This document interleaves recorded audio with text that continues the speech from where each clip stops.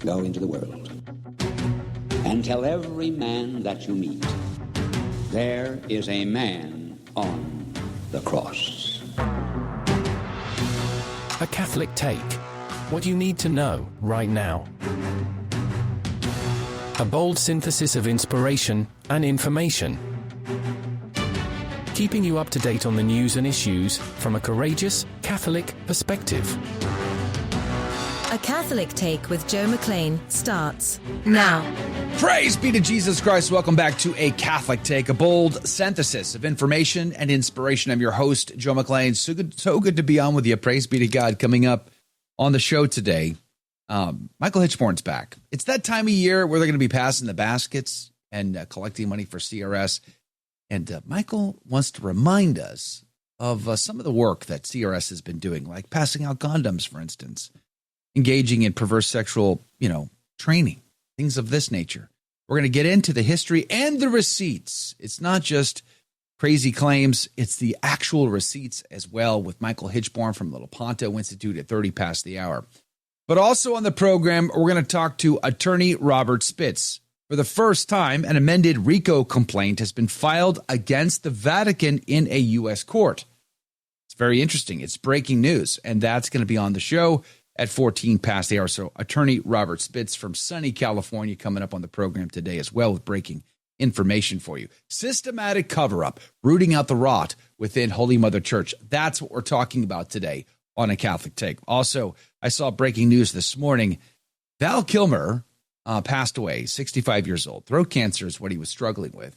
We had just been talking about him just a couple of days ago, too. So pray for Val Kilmer's soul and all of those who have lost their life. So much to get to today. We're going to put the show notes up for you at the top of the hour at thestationofthecross.com/ACT.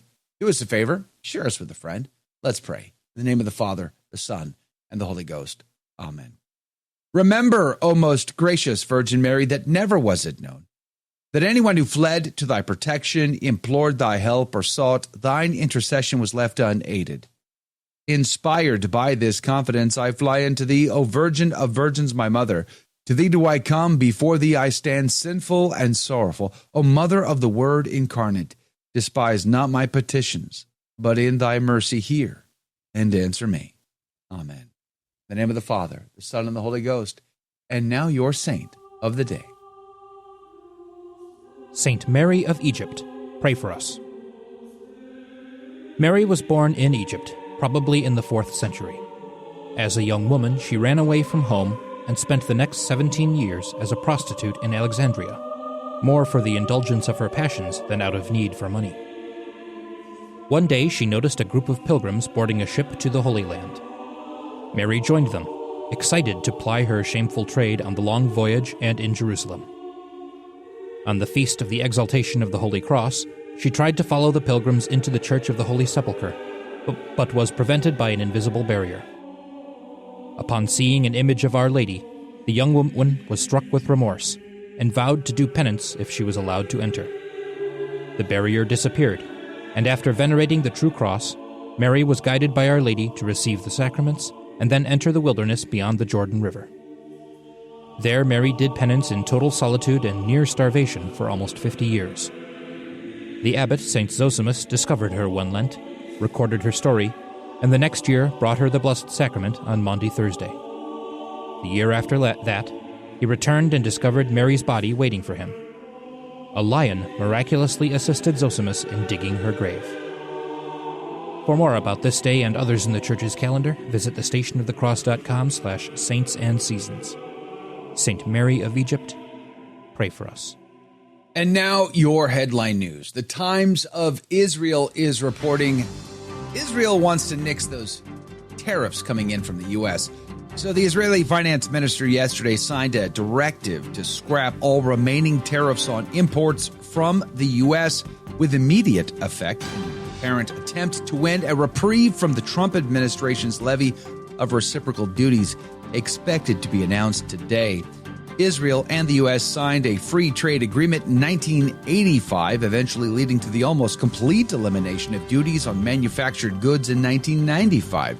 However, the agreement does allow for the U.S. and Israel to maintain some important tariff restrictions. Just the News reports New York Department of Corrections to release prisoners in droves. New York correction officers began striking in February over forced overtime and tough working conditions, blaming a 2022 state law for their worsening situation. The strike concluded in March but has placed considerable burdens on the prison system. The New York Department of Corrections now plans to release prisoners en masse in response. Those guilty of Class B through E violations, sex offenses, and array of other crimes will not be eligible. The release will only apply to those who have fewer than 110 days left on their sentence and have approved residences. They also have to report to a parole officer within 24 hours of release. What could go wrong? LifeSite News reports California bishop informs traditional Latin Mass order it's no longer needed in the diocese. Bishop Michael Barber, S.J., announced that effective April the 20th, the Institute of Christ the King Sovereign Priest, which has been in the Diocese of Oakland for 20 years, will have to leave, stressing that they have enough priests now in the diocese to celebrate the TLM. Since the promulgation of Traditionis Custodes, the Institute has faced persecutions in some dioceses. The ICKP has an apostolate at St. Margaret Mary Church, which it shares with the diocesan clergy who offer the ordinary form of the Mass. The bishop said in a statement, quote, "We pray for God's blessing on the Institute in their pursuit of this new chapter in their ministry," close quote. And those are your headline news. The gospel today comes to us from John chapter 5, verses 17 through 30. And Jesus said to the Jews, "My Father worketh until now, and I work." Whereupon, therefore, the Jews sought the more to kill him, because he did not only break the Sabbath, but also said God was his Father, making himself equal to God. Then Jesus answered and said to them, "Amen, amen, I say unto you, the Son cannot do anything of himself, but what he seeth the Father doing. For what things soever he doth, these the Son also doth in like manner. For the Father loveth the Son, and showeth him all things which himself doth, and greater works than these will he show him, that you may wonder. For as the Father raiseth up the dead, and giveth life, so the Son also giveth life to whom he will. For neither doth the Father judge any man, but hath given all judgment to the Son. All men may honor the Son, as they honor the Father. He who honoreth not the Son honoreth not the Father who hath sent him. Amen, amen, I say unto you, that he who heareth my word and believeth him that sent me hath life everlasting, and cometh not into judgment, but is passed from death to life. Amen, amen, I say unto you, that the hour cometh, and now is, and the dead shall hear the voice of the Son of God, and they that hear shall live. For as the Father hath life in himself, so he hath given to the Son also to have life in himself. And he hath given him power to do judgment, because he is the Son of Man. Wonder not at this, for the hour cometh wherein all that are in the grave shall hear the voice of the Son of God, and they that have done good things shall come forth unto the resurrection of life, but they that have done evil unto the resurrection of judgment. I cannot of myself do anything. As I hear, so I judge, and my judgment is just, because I seek not my own will, but the will of him that sent me. The Gospel of the Lord. Laus tibi Christi. The Ignatius Catholic Study Bible would say, by calling God his Father, Jesus claims a status of divine sonship for himself. The three persons of the Trinity equally possess the same fullness of divine life and being. Although the Son is less than the Father in his humanity, he is equal to the Father in his divinity. John's gospel is particularly amazing when it comes to demonstrating this Trinitarian reality of our Christian faith. And the next time you have a conversation with a Jehovah's Witness from your workplace, don't let them quote from their distorted version of the scriptures, because they have changed it because they reject Jesus as God, and they have changed sacred scripture. And you should call them on that. By what right do you have to change sacred scripture? Holy Mother Church doesn't change what God has proclaimed. And the verse is very clear. Jesus is both God and man. And if that's true, then the kingdom of God has come upon you. Boy, the implications, they are eternal, let's just say. Father Haydock would say, Christ puts them in mind that though it be said, he rested on the seventh day, that is, produced no more new kinds of creatures, yet that God may be said to work always by preserving and continually governing the world. The Ignatius Catholic Study Bible goes on, Christ claims the authority to raise all men from death, the righteousness and wicked alike. Two oracles from the Old Testament stand in the background of Jesus' teaching. First, Daniel 12:2 and Ezekiel 37:1-4. Raising from the grave is made possible by the spoken words of Ezekiel, called the Son of Man, and the life-giving breath of the Spirit. Those Jews whom Jesus said this to, we are the fly on the wall overhearing the conversation. He's speaking to those Jews, and they would have known that Daniel 12 and Ezekiel 37 were being referenced here. They would have known exactly the implications, and you can imagine their hearts just beating. We'll be right back. Did you know you can help evangelize simply by using your cell phone? The Station of the Cross is partnering with iCatholic Mobile, America's only Catholic mobile phone company. When you join iCatholic Mobile, a portion of every dollar will support our programming. Plus, you'll enjoy great service with iCatholic Unlimited 5G data, text, and talk. With iCatholic Mobile, you can stay connected with family and friends while also spreading the truth of Jesus Christ with clarity and charity. Join today at iCatholicMobile.com.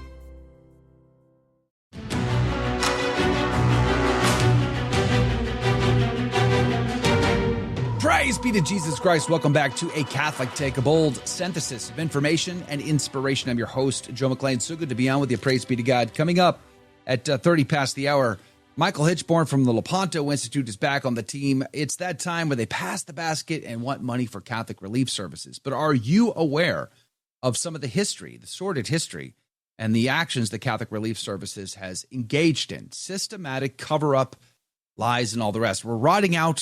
We're sort of rooting out the rot within Holy Mother Church, the members of Holy Mother Church today on the show, and Michael Hichborn is going to help us do that at 30 past the hour. Do join us if you can. But today, for the first time, it seems breaking news here, there's been an official complaint in U.S. court, a RICO complaint against the Holy See. Attorney Robert Spitz, who has filed this on behalf of his client, joins us this morning from all the way from sunny California. Good morning to you, Attorney Spitz. Thank you for your time. Well, thank you for having me on your program. I appreciate the time.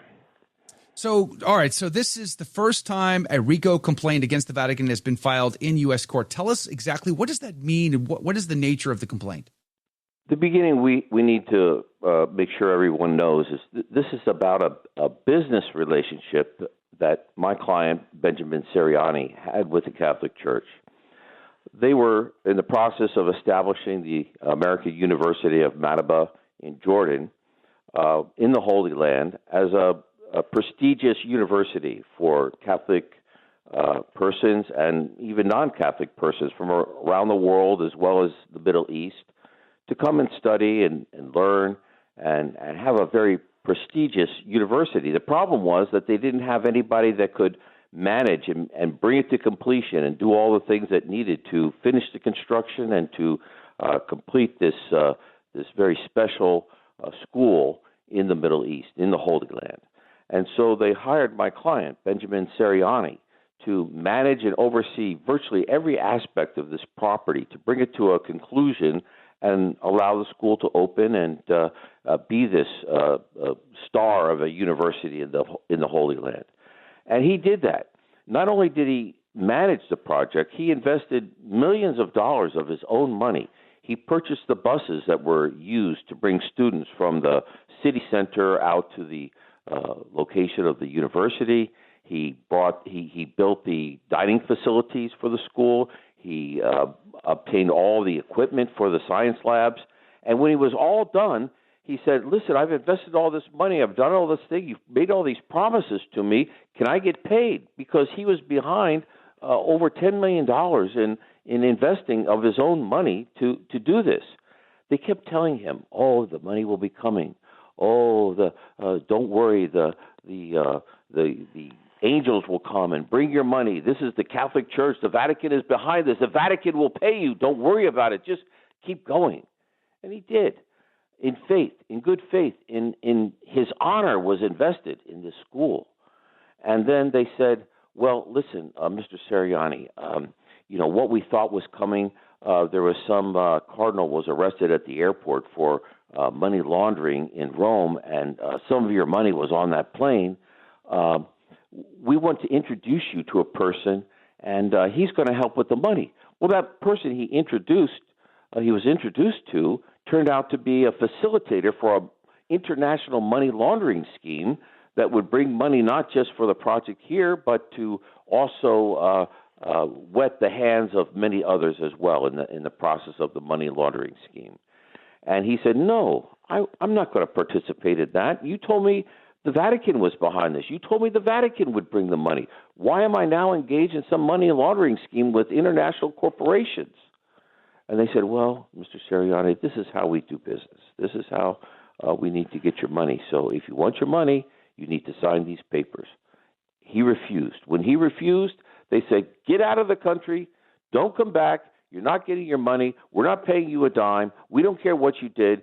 Go home, go back to America, and never darken our door again. And so for the last 7 years, he's been trying to get his money back from this international enterprise, the Catholic nation, the Catholic Church, the Roman Catholic Church, the Holy See, and we've been fighting a legal battle ever since to try to just get his money that he was promised to get many years ago. Who at the Vatican was he coordinating with? Are you able to say? Well, he was dealing primarily in the Latin Patriarchate of Jerusalem. It's the Holy Land. It's the people who oversee the Holy Land. The Latin Patriarch at that time was Fuad Tual. It's now Pizzaballa. Both of those patriarchs who are in charge of the Holy Land, he was dealing directly with them. They were making the promises. In fact, Fuad Tual, who was a patriarch at the time, gave him a power of attorney that essentially turned over all of his authority to Benjamin Seriani to be able to facilitate and complete the management of this project, because as such a trusted person, he was given a power of attorney to do everything that was needed to do. And he trusted them, they trusted him, but that trust was broken. So is Pizzaballa named in the complaint? So what happened was, when we initially filed this lawsuit 4 years ago or so, he was named. Tual was named. A lot of individuals were named. The Latin Patriarchate of Jerusalem was named.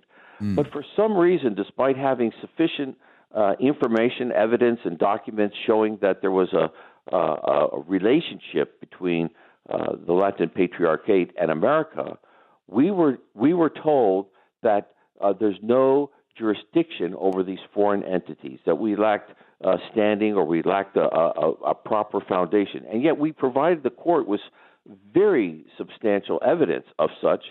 We were denied by the trial court judge, and it went into appeal.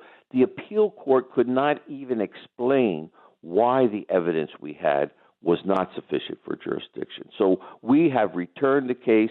It's come down from appeal, and we have now pled the lawsuit against local entities, California entities, who are involved in this international conspiracy.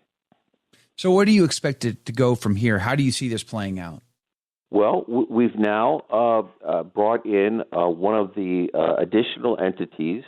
It's called the Equestrian Order of the Holy Sepulchre of Jerusalem. It's a California-based unincorporated association that pretends to be a church and is doing all the funding. And a lot of people don't know that the funding for all of the activities in the Holy Land, virtually every penny that is used to pay the activities of the Holy Land, come from this one organization called the Equestrian Order of the Holy Sepulchre of Jerusalem. And they have engaged about 30,000 members worldwide who all pay a very large amount of money to be members of this organization and to fund all of the activities in the Holy Land. So that organization is the funding source, and we have named the funding source for the Latin Patriarch. So I'm not an attorney. I don't understand how the process works. But since you brought this case against the Vatican, will eventually someone from the Vatican have to come and give testimony or come to a court hearing? Or how much is the Vatican going to be drawn into it?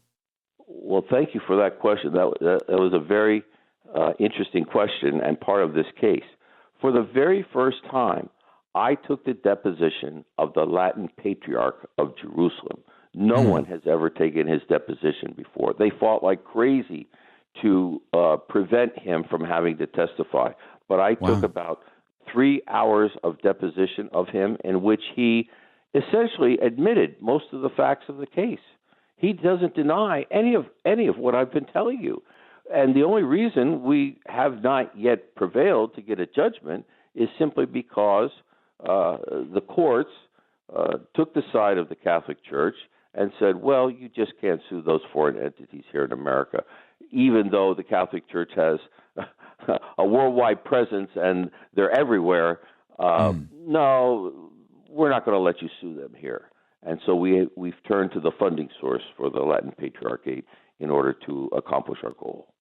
So that deposition then is a part of your because in your release here it says it includes 45 exhibits, multiple sworn declarations, and detailed evidence of financial transfers, ecclesiastical cover-ups, and false filings. So that's going to be part of the case. So do you think you have a fair chance for your client in this case? We have a fair chance if we get a fair hearing. There's 300 paragraphs in this complaint. There are 11 causes of action. Everything is documented with over 1,000 pages of documentation. Every word, every paragraph, every part of this complaint has been documented with the depositions of members of the Catholic Church, as well as documents that were involved in this project. We have everything completely documented, and we would expect, if we get a fair trial, to prevail on this. I find it interesting because on a parallel path, I suppose, there's been a call for a RICO investigation into a lot of the cover-up in regards to sexual abuse within the members of the hierarchy of the church in the United States and abroad. And you filed a complaint, a RICO-style complaint against them in this regard for finances. And I just find that very interesting. So let me ask you this. What's the best outcome on this? I mean, I think it's fairly obvious, but I would like you to state it. Best outcome, and then what's the worst? And then I guess what's that middle ground might look like? Well, we have there are several things here, and you've touched lightly on one of them. One of them is that the Holy See itself is immune from litigation. You cannot file an action against the Holy See and bring it into this jurisdiction or any jurisdiction as a litigant. It's a separate nation that has immunity, and you cannot get a judgment against the Holy See directly. So all you can do is go after its arms and its legs and its hands and its fingers if you want to get a judgment. So we're, of course, a monetary judgment, but at the same time, we're here to bring to light some of the corruption that has taken place within the Catholic Church. We're hoping to achieve some transformation of the Church to begin to operate ethically and morally. The Catholic Church has the Vatican Bank inside the Vatican. You cannot touch the Vatican Bank. You cannot get its documents. There is no oversight by the European Union.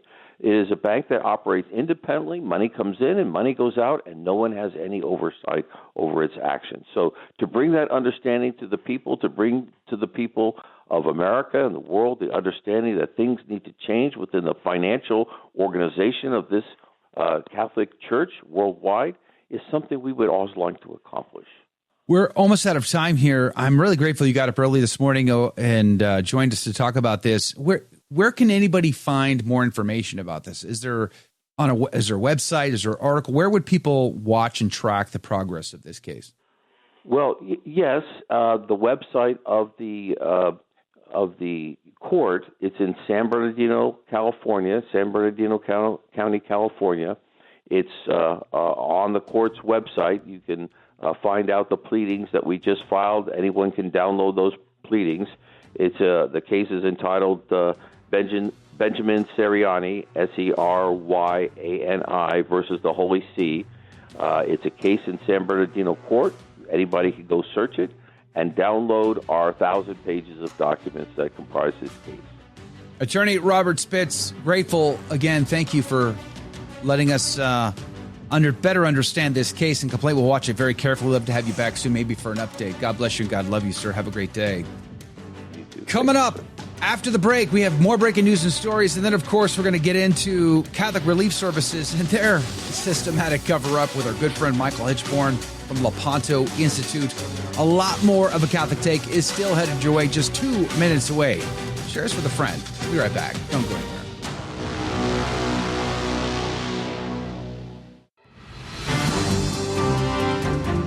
Praise be to Jesus Christ. Welcome back to A Catholic Take, a bold synthesis of information and inspiration. I'm your host, Joe McClain, and here are your headline news.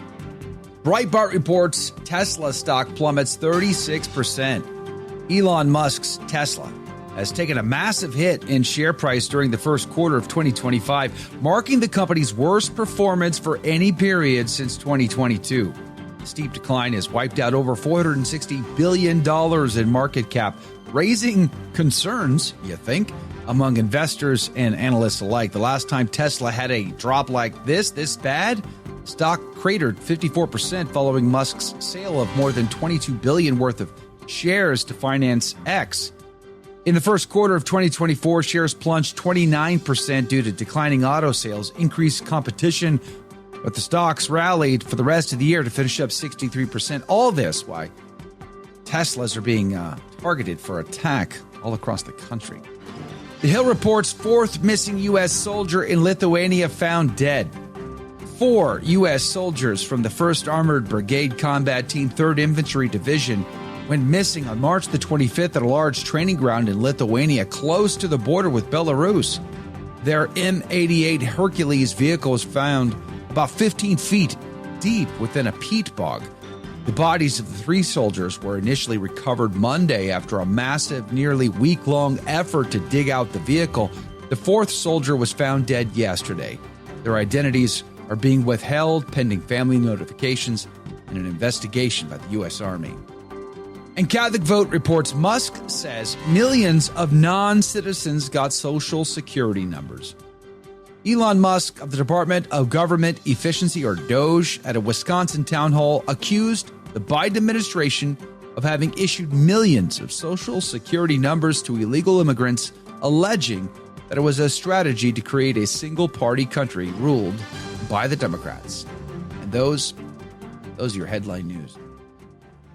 You might remember that, I guess it was last year, it was just about a year ago or so, a little over a year ago, I went to Virginia to sit down and be a part of a press conference that Michael Hichborn was co-sponsoring, and we talked about Catholic Relief Services, and they had all the receipts. I put that entire video with the conversation that I had at that time on our YouTube channel. You can go back and watch it, but it's that time of the year where they're going to pass the basket, and the question is, do you know what the systematic cover-up has been at CRS when it comes to, engaging in practices that we find reprehensible as Catholics? Michael Hichborn joins us from lepantoin.org this morning to talk about it. Good morning to you, Michael. Thank you for your time. Good morning, Joe. Thanks for having me back. Yeah, praise be to God. CRS, a history of lies and cover-ups. And I'm going to be linking to the article that you sent me in the show notes today. But give us the background here. Why does CRS need our money? Number one, isn't USAID enough for them, for crying out loud? And then number two, why do they insist on participating, using their get out of jail free card to participate in things like condom distribution and other evil practices? So the two parts of your question are actually linked. The first part of the question, why does CRS need our money? And the answer is that the government doesn't like to just hand out grants to faith-based organizations that don't have the support of their base. So Catholic Relief Services, in order to obtain the grants from the federal government, from USAID, from PEPFAR, from the Global Fund, whatever it is, they have to be able to show that, hey, look, we're not entirely a government agency. We could actually operate autonomously if we needed to. So they have to show a broad support from the Catholic faithful to show to the government, hey, we actually have broad appeal. What you give to us supplements what we make, and then we actually implement your programs, which leads me to the answer to the second part of your question. Why do they participate in the distribution of condoms and promotion of contraception and that kind of thing? And the answer is that USAID and PEPFAR don't just hand out money to an organization and say, well, here's a pile of cash. Go ahead and do with it what you think is best.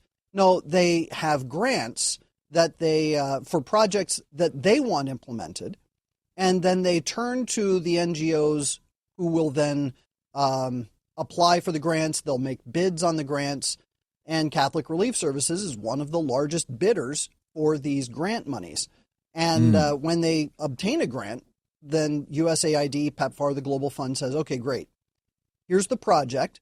This is what we want you to do. Here are the parameters. You can take it or leave it, but everything that we say that has to go into this project has to go into the project.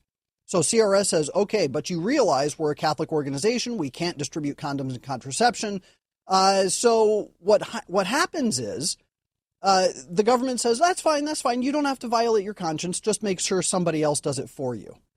And so CRS partners with a different organization and says, okay, we can't handle the contraception because it's dirty and we can't get our hands dirty. But you're a dirty Protestant organization, or you're a dirty communist organization. That's fine. So you can handle the contraceptive component and implement that part in the project that we're in charge of.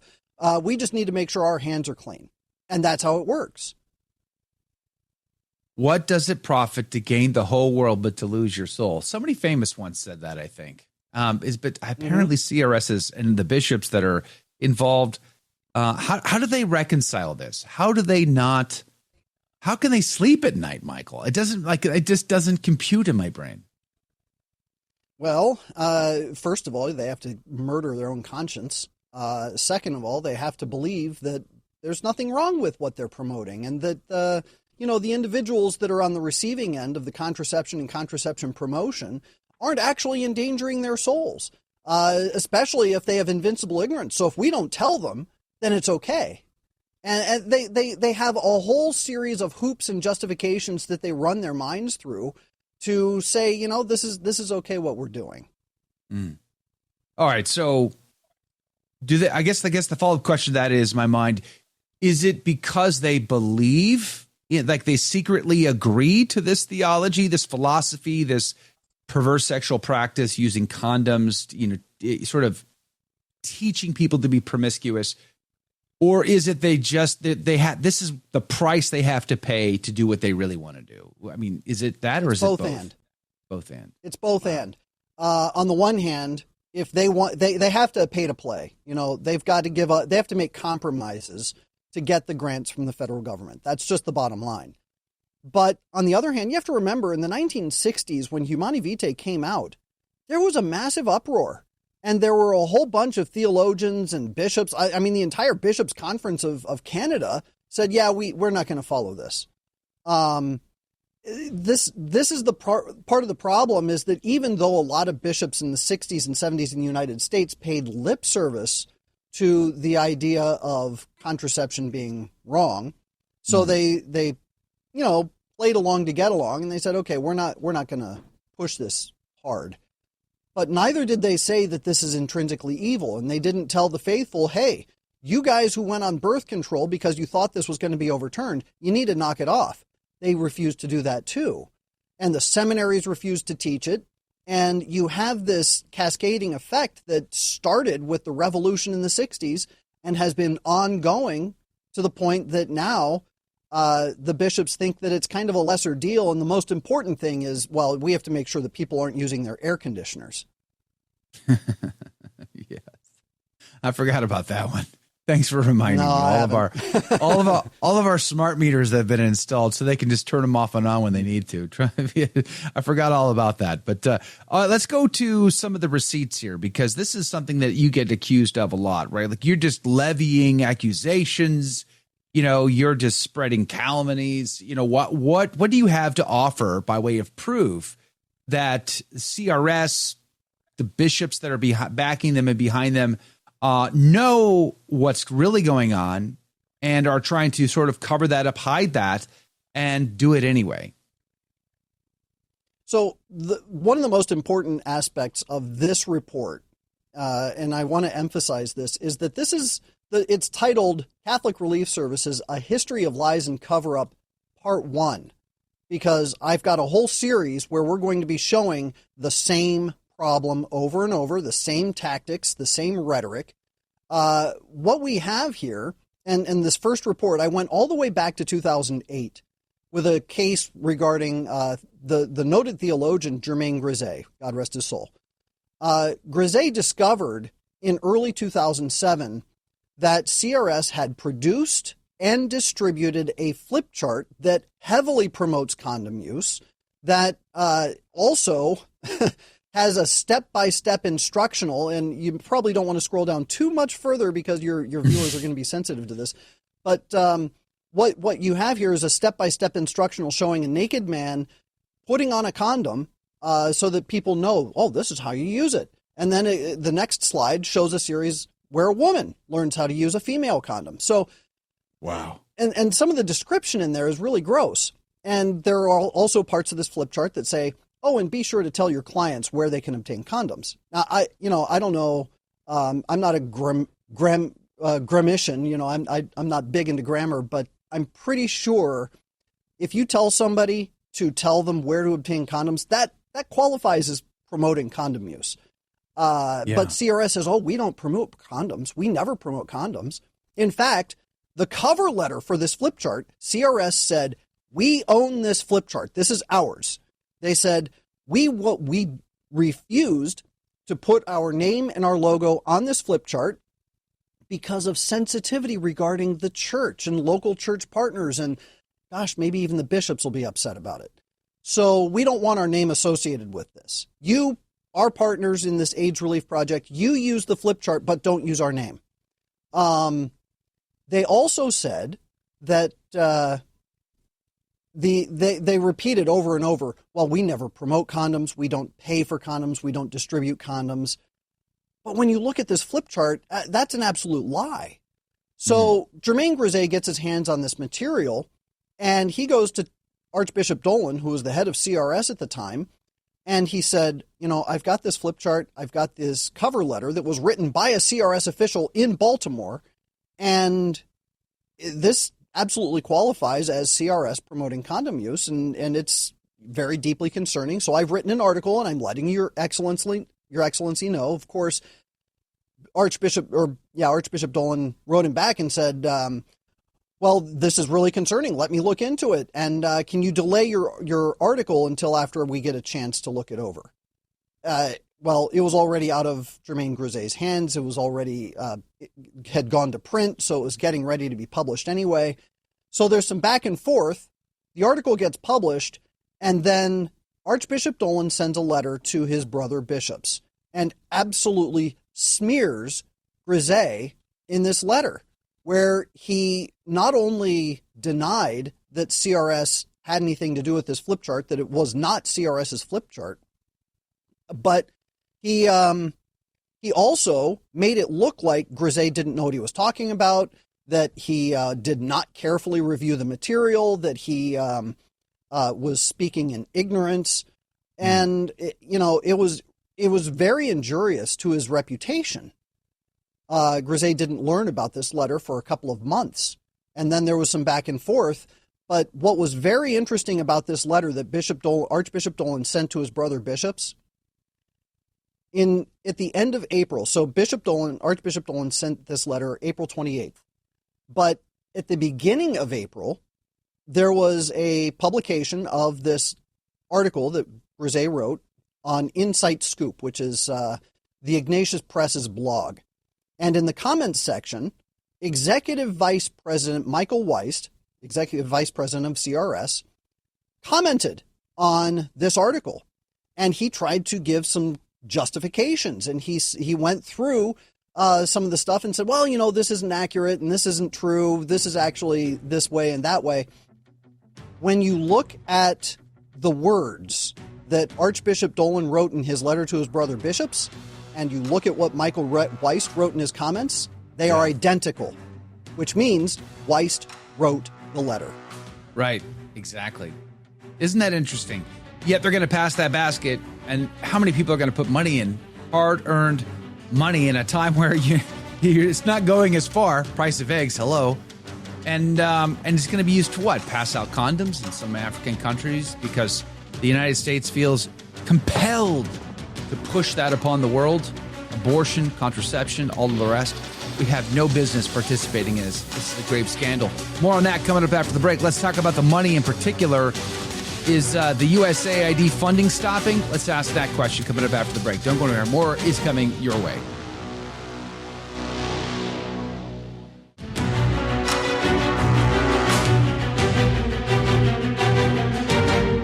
Praise be to Jesus Christ. Welcome back to A Catholic Take, a bold synthesis of information and inspiration. I'm your host, Joe McClain. So good to be on with you. Praise be to God. My phone is proud to be a part of the iCatholicMobile.com network. Praise be to Jesus. And, I'm kind of glad that my phone company is Catholic. Can you say that about yours? I'm just curious. But we are brought to you in part by our good friends over at iCatholicMobile.com. A portion of the bills of all the customers there comes to us to support what we do here at the Station of the Cross Catholic Media Network, iCatholic Radio. I love it. You should check them out. They're a wireless phone service for individuals and families, and you can find more information about them at iCatholicMobile.com. But we're having a conversation with Michael Hichborn. You might remember just about a year ago, I was over in Virginia for the press conference where we talked about CRS, their background, their shenanigans, and all of the receipts. I mean, it was the press conference alone was just jam-packed full of the receipts. And Michael Hichborn is joining us this morning because he's got an article over at lepantoin.org. Catholic Relief Services, A History of Lies and Cover-Ups, Part 1. We'll put links to everything in the show notes for you today. Michael, welcome back to the show. We've talked about USAID in the past month or so. And so with suppressing USAID now under the Trump administration, are we going to see a drying up of the funds to CRS, and how will that impact CRS's capability to continue to do all of this?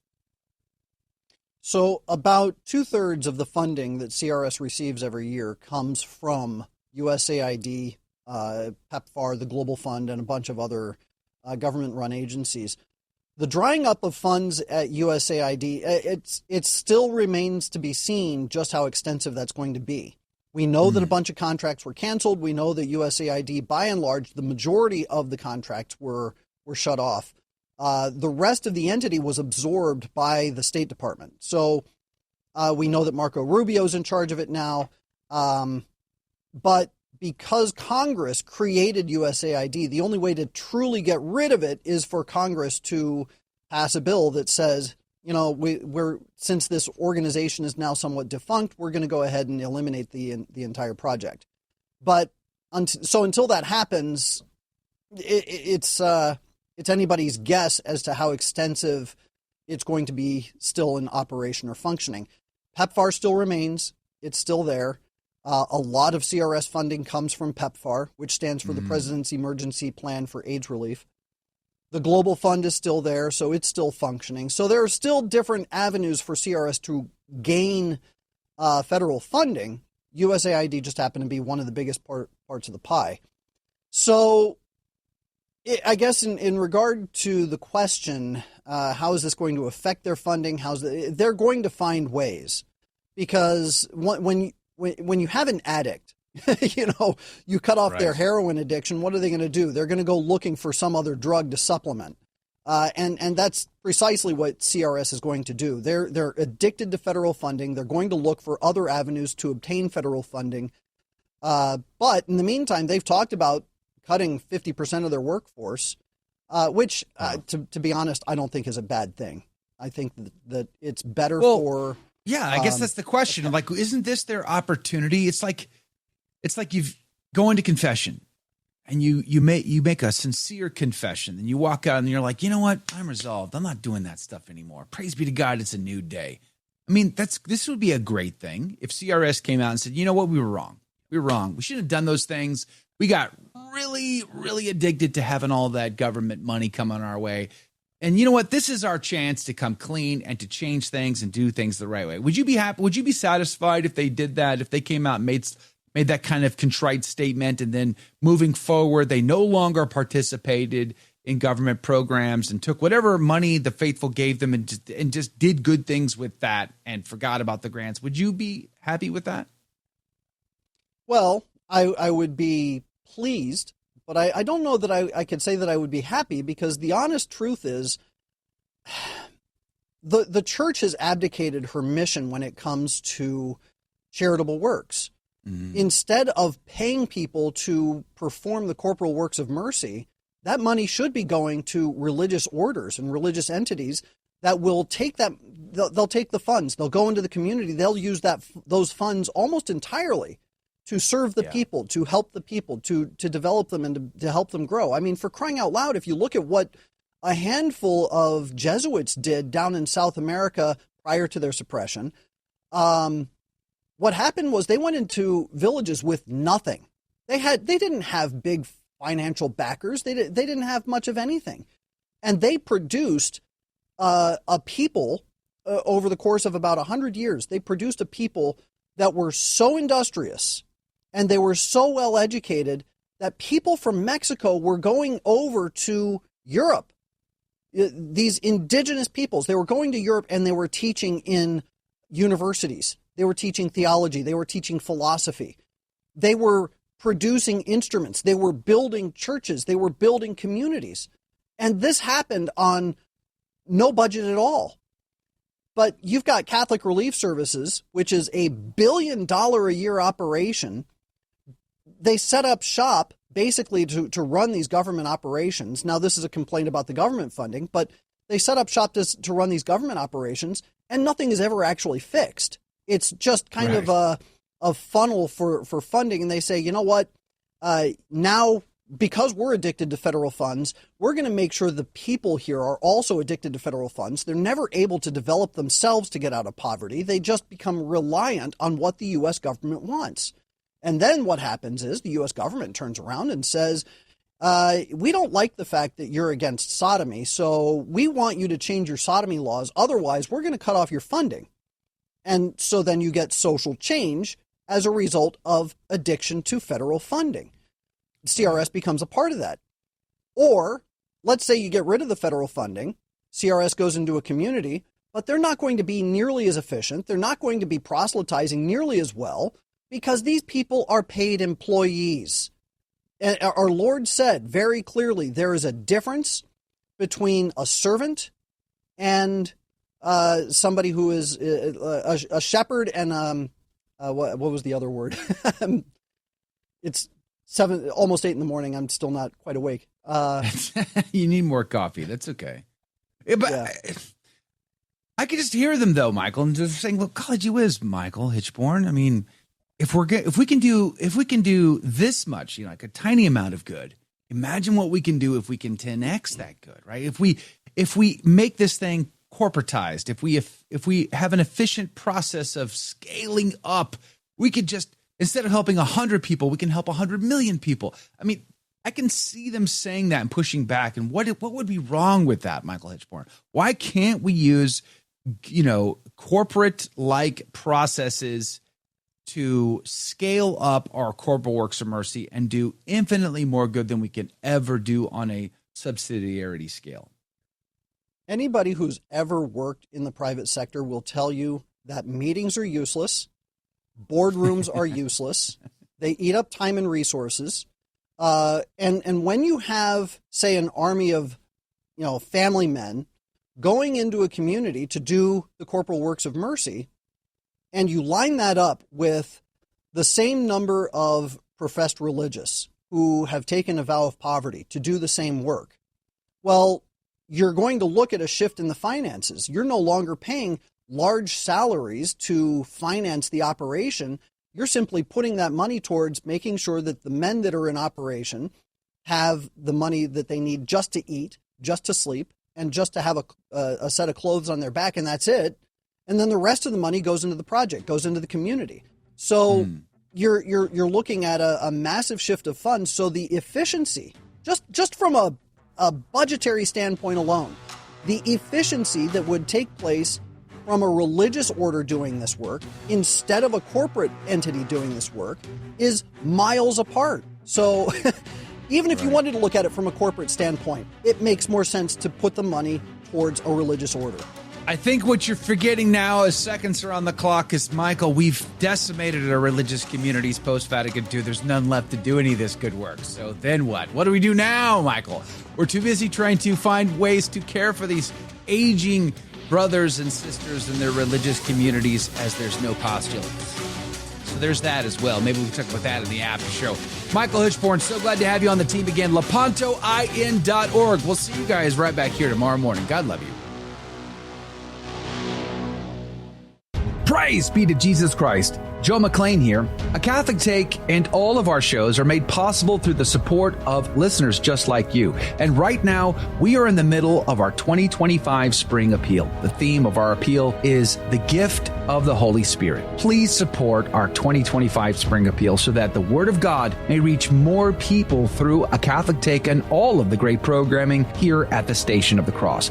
The most impactful way to support us is through our monthly giving program. With a monthly pledge, you will receive a special St. Benedict Decade Rosary with the Jubilee Cross Medallion. And whether you support us monthly or a one-time gift, we are deeply grateful for your generosity. And there are a number of ways which you can make this gift. Calling us 877-711-8500 weekdays 8 to 5 p.m. Eastern, or visiting our website, thestationofthecross.com, or using the donation page on your iCatholic Radio mobile app, or even just returning the envelope that was mailed to you during our Spring Appeal mailings. You can also donate during the on-air appeal, which will take place May 5th through the 9th from 7 a.m. to 7 p.m. Eastern Standard Time.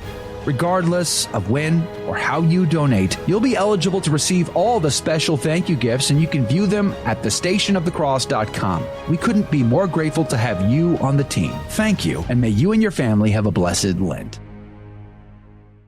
And we're back. Welcome to the Aftershow, everyone. Hey, good morning, everybody. Praise be to God. We have survived yet another day. Yeah.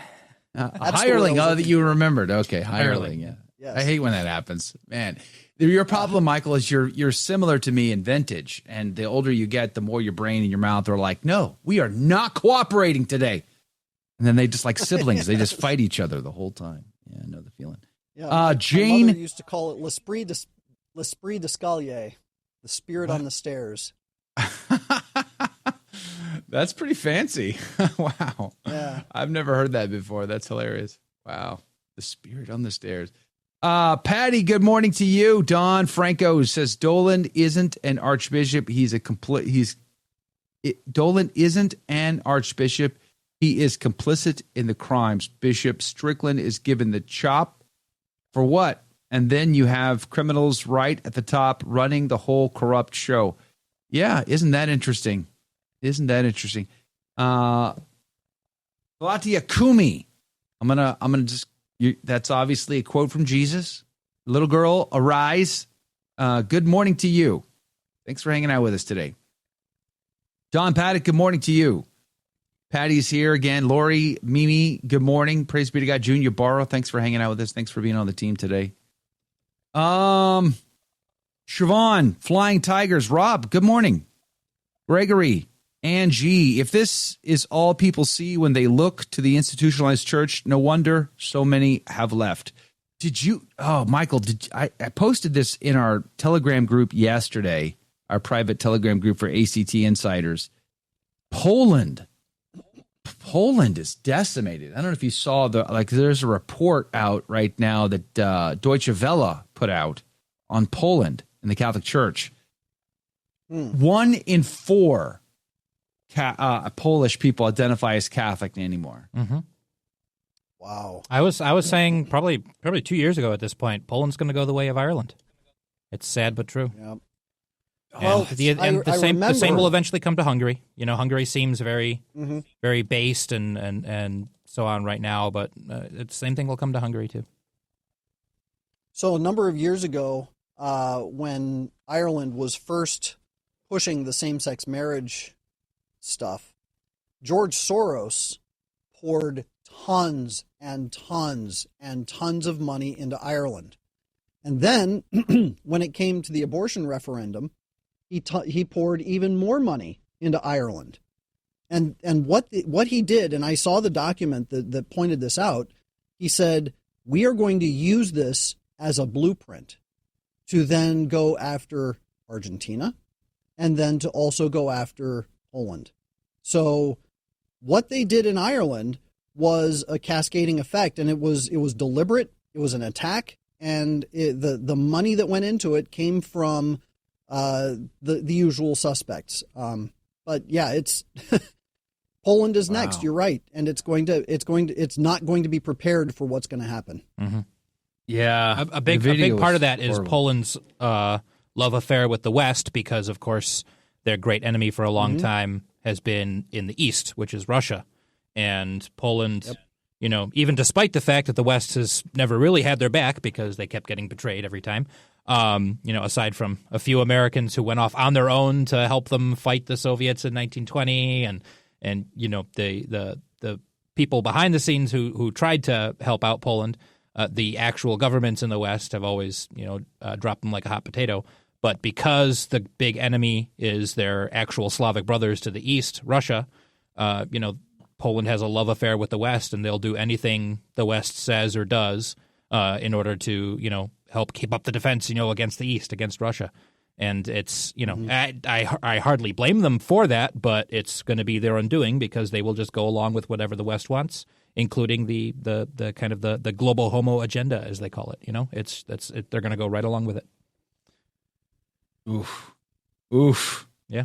Hey, sad. James 16897, good morning to you from sunny Romania. Says, at my age, it is called CRS. Can't remember stuff. Boy, oh boy.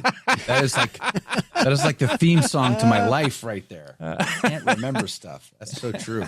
Speaking of Romania, I'm so happy to report that Andrew Tate and his brother Tristan are going back to you. Better you than me. I'm glad we don't have to have him here on my continent. I'm much happier that you have him as a problem than me. The man needs to be in prison, in my humble opinion. Man, oh man. Mary, good morning to you.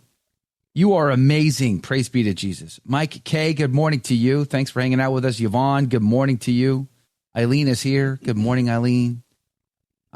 Jerome is on the team. Good morning. Damon is here from sunny North Tundra of Texas and the Dallas-Fort Worth area. Good morning to you.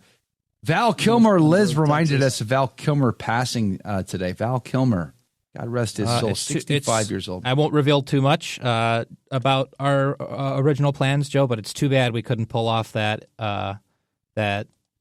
original idea for our episode yesterday, because that would have been very fitting in hindsight. Why do you have to stake my heart? I know, there, Jake. That's all right. We'll have. You put yourself on camera, by the way. We'll have a 1 year anniversary. Oh yeah, we're. Should I reveal that? No, because should I let them know what we were planning? I'm still going to use that. I'm still tweaking that video, and we're going to use it because it's going to be good. Horrible. It's going to be even better next year. Something like this and then not reveal. I feel horrible, Jake. No, it's because next year it's going to be awesome. We're going to pull it off even better than we could have this year.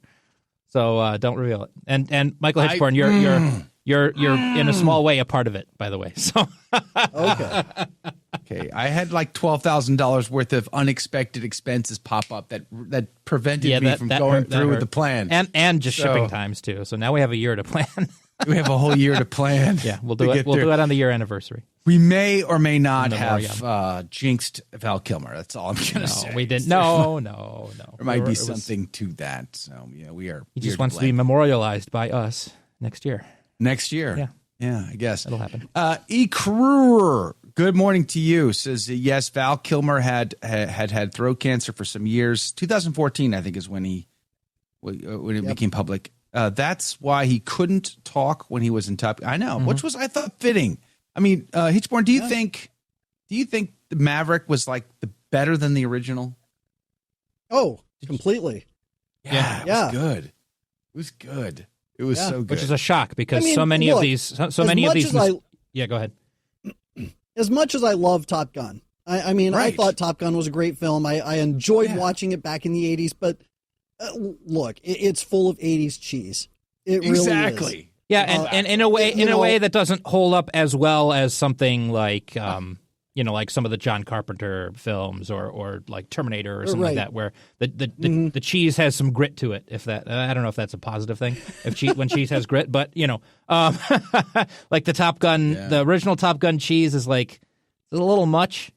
Maverick, shockingly, Maverick cashes in on all the 80s nostalgia, but has probably an even tighter like story and tighter like characters in that way. Yes, like, even if it's silly and ridiculous, because like my kids and I have talked about this because we let them watch it with Fit Angel filters and they're still trying to scratch their head and understand like why would we use F-18s to do all this? Like, okay, we wouldn't. You realize, of course, you got to suspend belief here. Top Gun Maverick was basically the trench run from Star Wars. Yeah, right. Yeah, exactly. Which is why it works great. They took a proven form and used it for that. Of course, the trench run from Star Wars is just what is it, 503 Squadron, whatever that film is from the 50s about the World War II trench run, essentially. Yeah. Oh, really? There's a film. I think what's the name of it? Is it 515 Squadron? Whatever it's called. I'm blanking out the name of it, but you have to look it up. I'm gonna have to look that up. Yeah. There's basically a trench run. They're going through a valley. What's the? Let me try World War II trench run film because they're flying these ships. I think they're mosquito bombers through a valley to bomb this target. Where is it? The trench. Oh my goodness. No. There's also the Dam Busters, but Colin is trashing it. Colin, you're killing me. He says, as a guy who flew Harriers and F-35s in the Marine Corps, I thought Maverick was one of the worst movies of all time. Top Gun was way better. Ouch. Dang, Colin. You're killing us. Don't impose your reality on my mental fantasy. Right. Like, what are you doing? Exactly. Stop it. I feel the need for speed, Colin. Stop it. Don't bring realism into this. Like, what are you doing? Okay, there was the elements about the first that I absolutely love, right? Goose. Like, obviously, I loved how they tried to follow up on that character arc in the second film. I think Meg Ryan should have been in the second film. Maybe she didn't want to. I forget why she wasn't there, but that would have been better in my opinion. But it would have been hard. Like, how do you really duplicate that relationship between Maverick and Goose? Like, it was a lot of chemistry there, obviously, that you can't get in the second film as far as that goes. But besides that, like the cheese of it all in the first one, it just really was a wee bit cheesy. Although I remember as a kid, because that was loosely based upon actual events that happened in outside of Tripoli, right? When some F-14s down some MiGs, some of Gaddafi's MiGs. And I remember when they aired that, they got the footage from the F-14s of them shooting those MiGs down. They aired them on the news.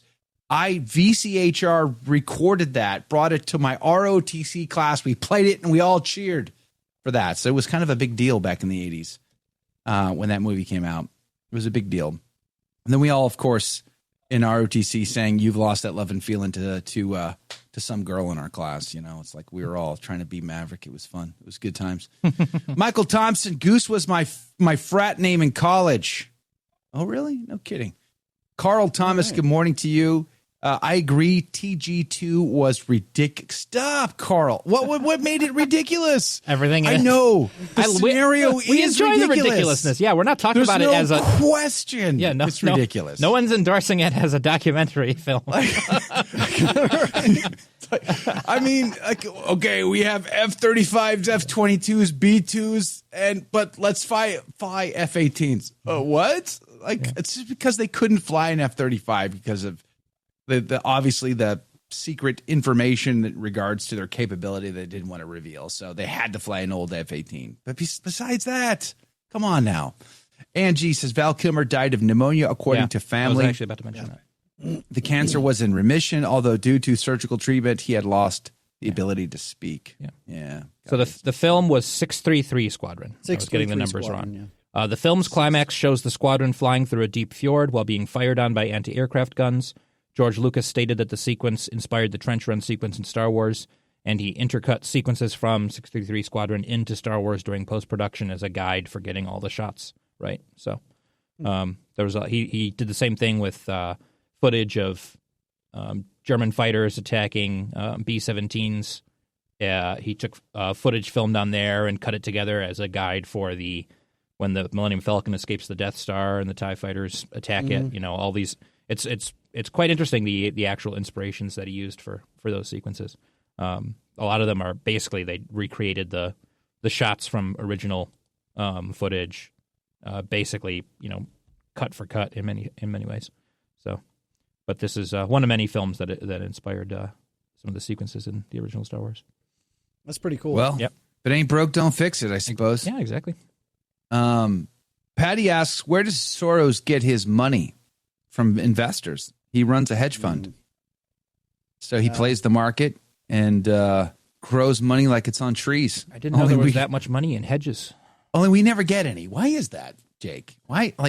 USAID never sent us a dime. Why not? Aren't we media? We must have picket fences instead of hedges. We got to get some hedges instead. Golly gee whiz, how can we never get any of the big money coming out of evil world? Siobhan, good morning to you. Yeah, way too weird. We were just talking about The Saint.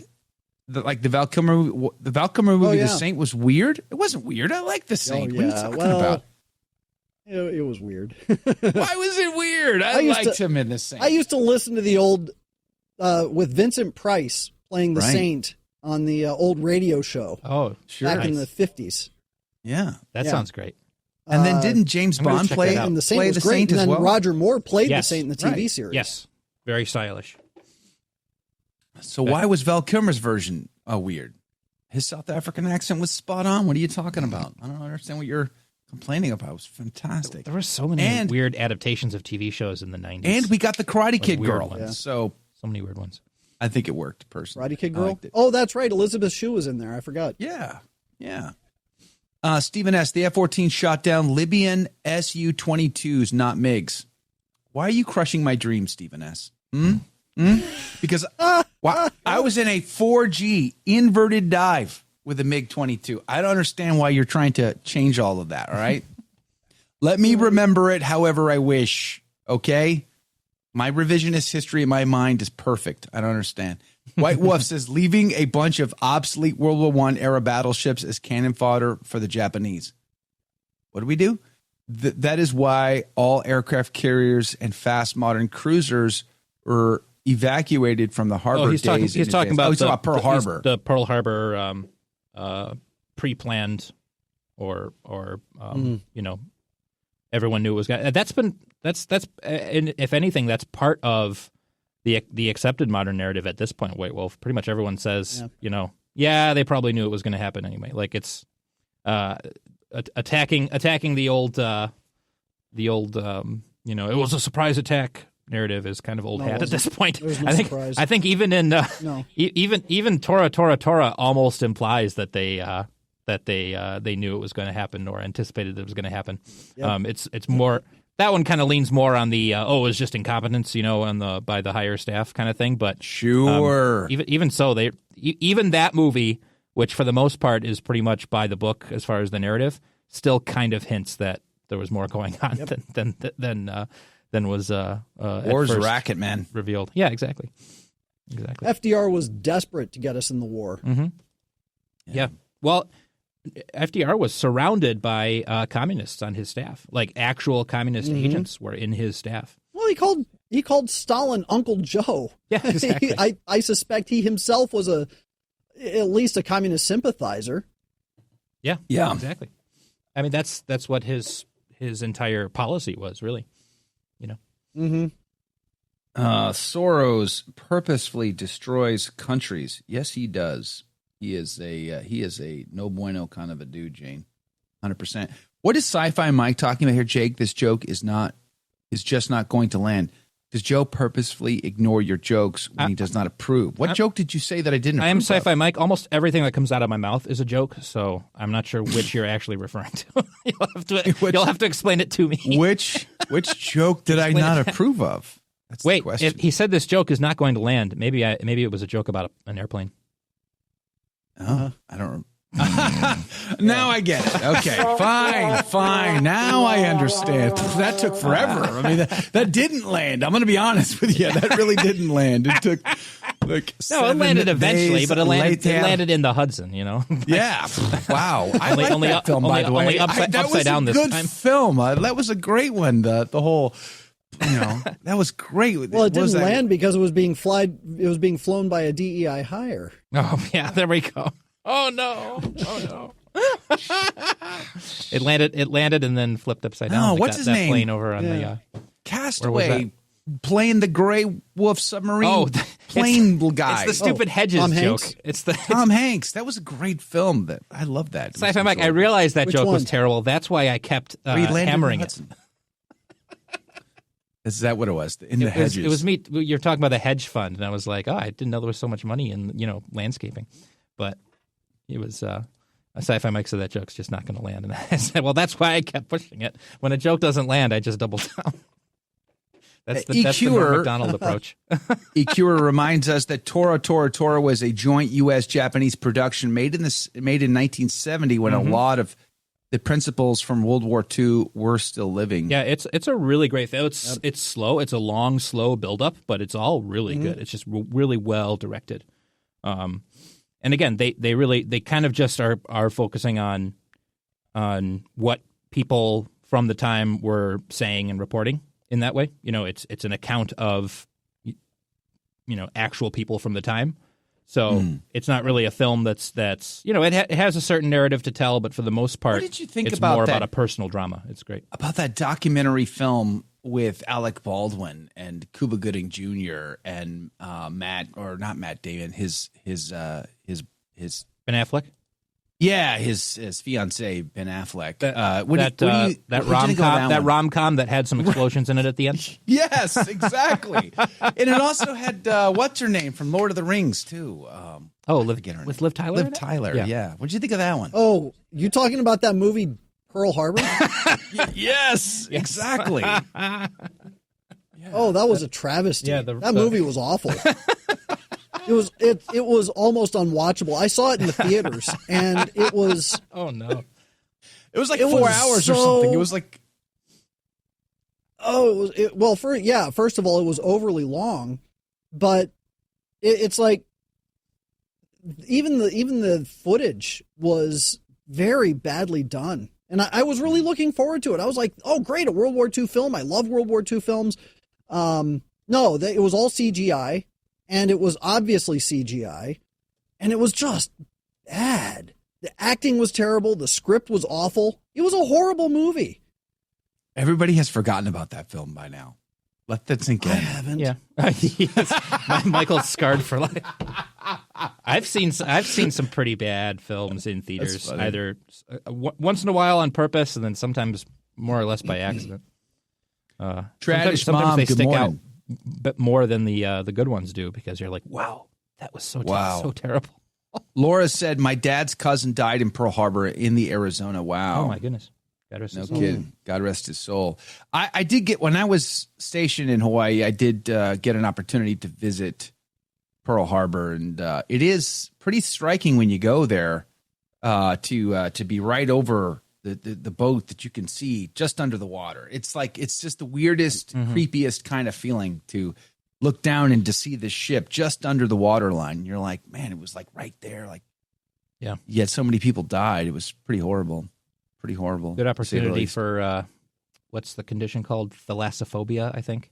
Fear of like large structures and stuff underwater. Under the water. It's creepy. Yeah. It's super creepy. I'd definitely be a little creeped out. Colin, Colin's throwing shade today, as the kids say. Colin says, Hot Shots Part 2 was better than Maverick. What?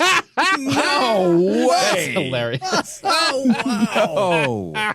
No. Colin. Oh, my goodness. What has gotten into you today, man? Like, what? You know, he might be onto triggered. something. Hot Shots Part 2 was actually pretty good. Was it good? I don't remember. That was a long time ago. Hot Shots Part 2. Was that also, what's his name?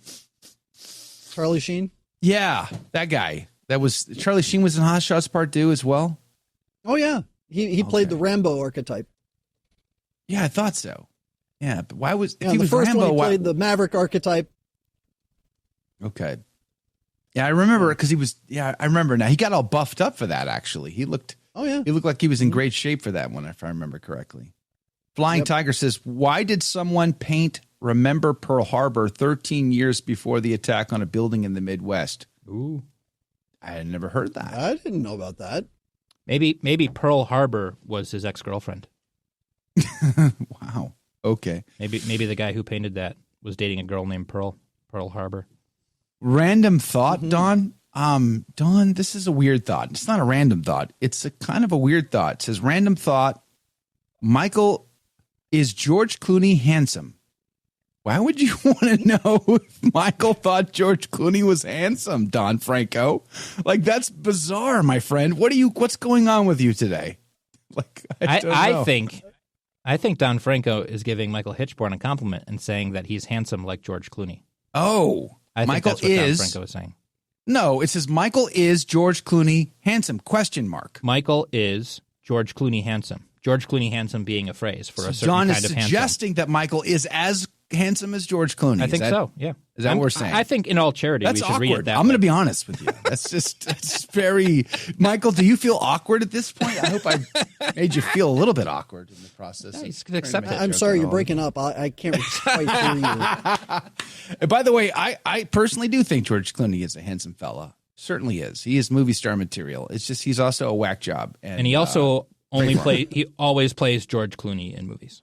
He does. And I say this as someone who's enjoyed some of his movies quite a lot. He just plays George Clooney in movies.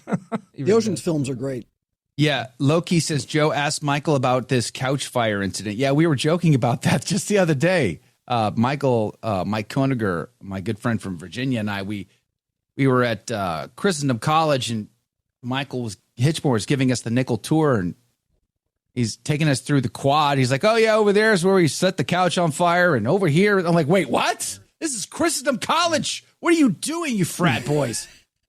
So I guess Christendom is not as innocent as they say it is. Oh, come on. Christendom so when I was there in the 90s, it was still kind of the Wild West. But it was the Wild West that was right on the cusp of the Industrial Revolution, not the Wild West of the frontier. So, we were coming close to civilization, but we were the last vestiges of the barbarian hordes. So we did all sorts of things. We had shenanigans all over the place, and every year we would buy a couch from the local, just $30 or something like that to buy a couch from the local Goodwill or whatever it was. And we would set it outside because the quad, all the doors faced into a courtyard, so it's open. And we would set the couch in between the suites. So we could just sit out there and drink coffee and talk about stuff and visit with people. And it was just kind of a lounge thing to do. Well, at the end of the year, nobody wants to take this stupid couch with them. What are we going to do with it? So we would take it into the center of the quad, and we'd have a big party, and we'd set it on fire, and everybody would enjoy. This is like your version of Burning Man. Is that what we're doing here? Burning couch. Kind of, yeah. Burning couch every year at Christendom. A&M has a big bonfire, which they used to until people died, unfortunately. And I guess the Burning Man does the effigy, burning of the effigy, and you guys burn a couch. Do they still do that today? Yeah. No. They're much more civilized now.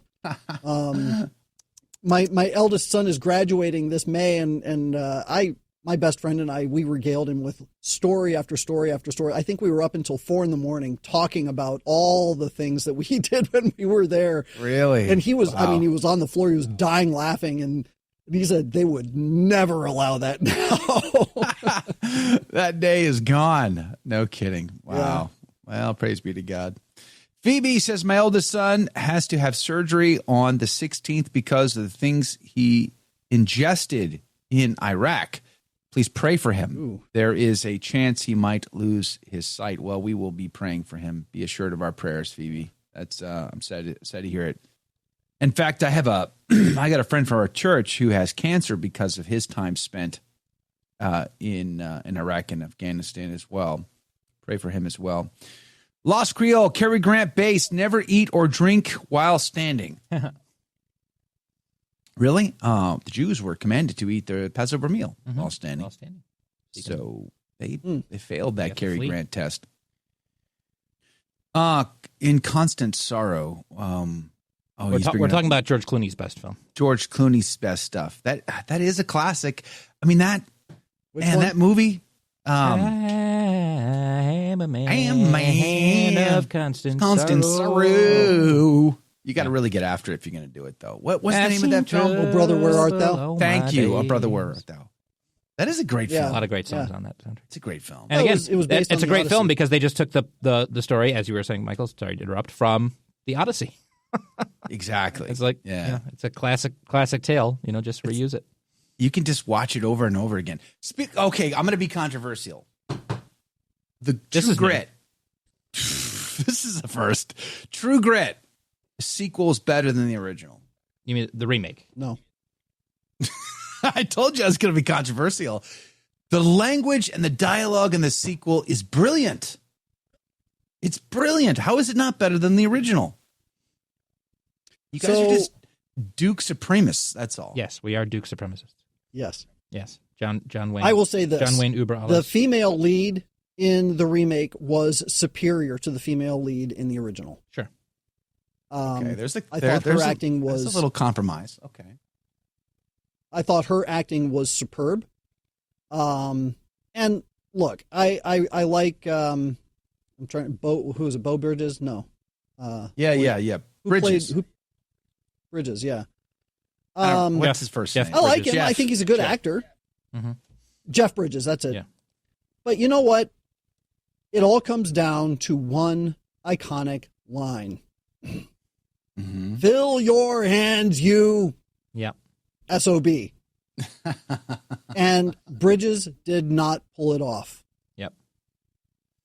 Well, okay, sure. But the rest of the dialogue, it's masterful.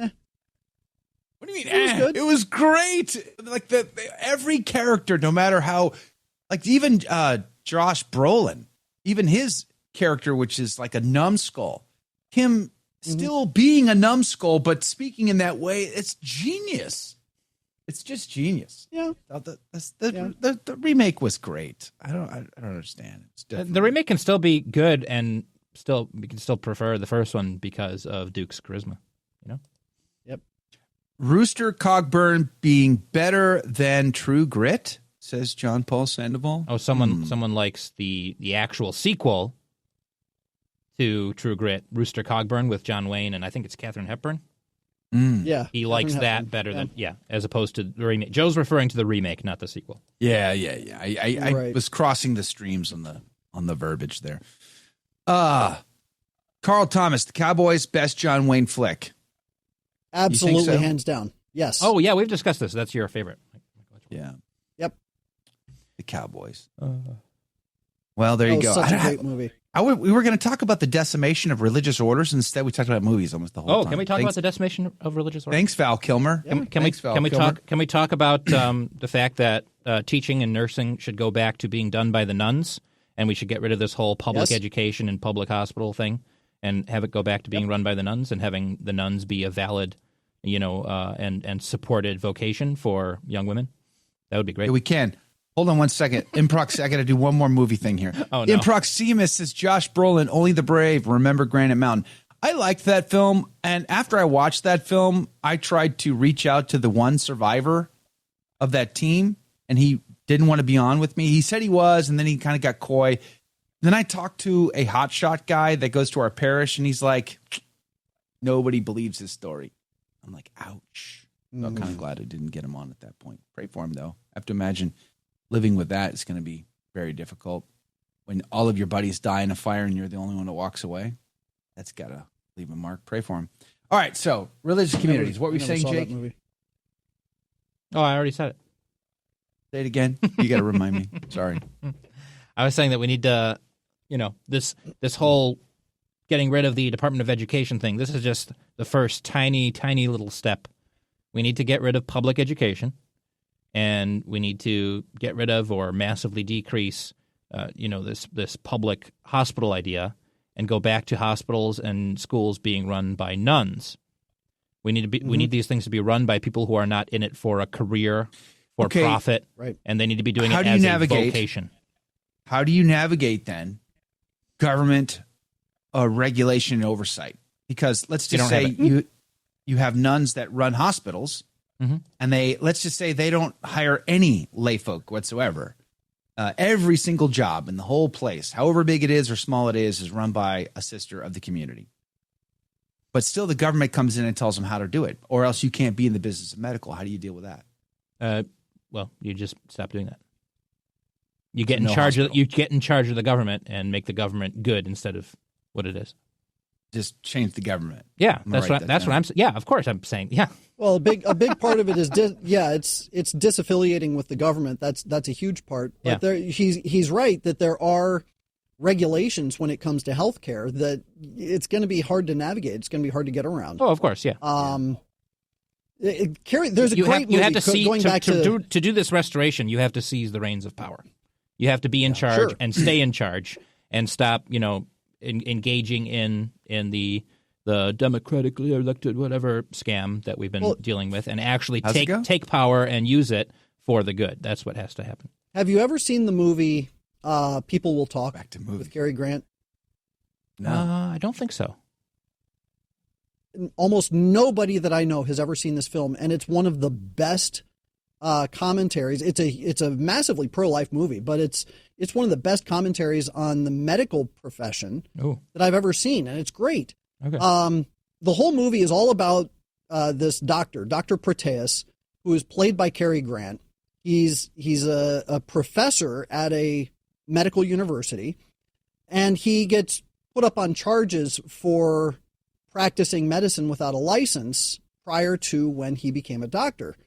And the whole idea is, well, what does it mean to practice medicine? And that's kind of the running theme throughout the whole thing. What does it mean to practice medicine? Does taking a bowl of chicken soup to somebody who is sick mean that you're practicing medicine? What does it mean? And he's talking to Walter Slezak, and Walter Slezak says he says, well, what does it mean to be a practical or a practitioner of medicine? He says, well, you diagnose somebody and you fix their problem. And he says, no. He says, what I do is I make sick people well. And it completely changes the focus on what is done. To say that I'm making sick people well is not to say that I am curing an illness. I'm curing disease. Because if you say I'm curing disease, well, now you're putting the focus on the disease instead of on the patient. If you're saying I make sick people well, well, now your focus is on the patient. So it's a completely different change of philosophy. At one point, Dr. Proteus talks about how he doesn't want to treat his patients as if they're cars in a body shop, to have parts exchanged and just kind of an upkeep as if it's some sort of mechanical process.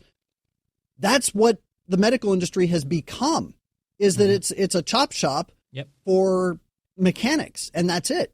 Yeah. So the whole shift in philosophy has become so systematized that we're no longer looking at the person. We're no longer looking at the idea that we're practicing one of the corporal works of mercy. We're mechanics in a shop, and that's the bottom line. So that's I think really that's the essence of the problem. That's what you have to navigate to get it back to the religious orders, where they can focus on the person and the soul. Or just have religious communities, as White Wolf has pointed out, I think rightly so, just have religious communities that actually believe in the gospel, are madly in love with Jesus Christ and his one holy Catholic and Apostolic Church, and want to live their lives to the full of their vocation in that regard. Like, make religious communities great again. That would be an amazing place to start. But here's the thought. The key word. You go ahead, Joe. One thought that came to my mind was a way to overcome sort of the bureaucracy and regulation of bad government that has, in a heretical way, disavowed itself from the Christian oversight, right? From government and Christianity should not be separated. They should be run through the lens of Christianity, and they're not. That's a heresy. But what if, like I was just thinking about, there's these, what do you call them? You go to these hospitals, you travel to them to get certain things done, because it's cheaper there, that kind of thing. Like, what if you had a hospital at the Vatican, inside the Vatican walls, that was paid for, sponsored, and run by the Catholic Church and religious communities, and Catholics could travel all over the world, could travel there and get the kind of care they needed, and no government could say one thing about it. Like, you could almost rinse and repeat that in Vatican-owned property, or like an embassy almost, right? Like, if you have an embassy and you had a clinic or you had a hospital on those grounds, the government can't tell them how to run that. I mean, that could be one way to overcome that, but I think the better way is, of course, is to bring government back into the fold so that it operates under the dominion of Christianity. That was by design. And we've lost that. And we're not even advocating for it anymore. How many Catholics would actually want to see something like that, where government runs under the mentorship, the leadership, and the guidance of the Christian lens? Almost no one, because they think all these things are equal, right? They want the separation, and they shouldn't have it. Phoebe says Padre Pio did it. He did, but here's the thing. The hospital that Padre Pio built, I'm sure it's on the property owned by the Franciscans, but that's not sovereign territory, right? It's still Italy. So does the Italian government dictate to them how to run that? I don't actually know. I'm just saying, I guess. I bet they do. Whereas what I'm saying is, how do we find a system in which the government has no ability to tell them one way or the other? And I would say that would have to be on the Vatican property. I want to read to you a statement from the USCCB from 2010.